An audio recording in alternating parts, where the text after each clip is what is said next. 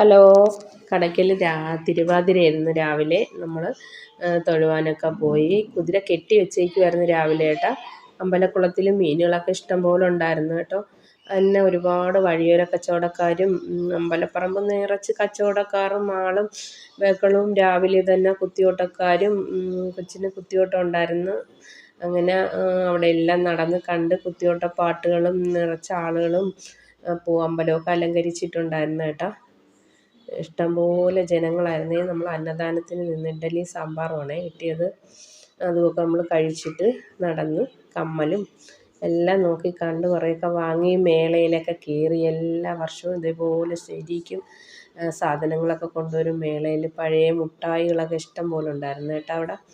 എല്ലാം സുഗന്ധവ്യഞ്ജനങ്ങളും എല്ലാം, glass, cup, അങ്ങനെയൊക്കെ എല്ലാം ഉണ്ടായിരുന്നു. മേളയൊക്കെ കണ്ട് ഞാൻ വൈകുന്നേരത്താണേ കുതിരയെടുപ്പിന് ജനമെന്ന് പറഞ്ഞാൽ എൻ്റെ പൊന്നോ, ഇങ്ങനെ ഒരു ജനം കടയ്ക്കൽ തിരുവാതിരയുടെ ജനം വേറെ ഒരു നാട്ടിലെ ഉത്സവങ്ങൾക്കും ഉണ്ടാവുമെന്ന് എനിക്ക് തോന്നുന്നില്ല. ഞാൻ കണ്ടിട്ടില്ല.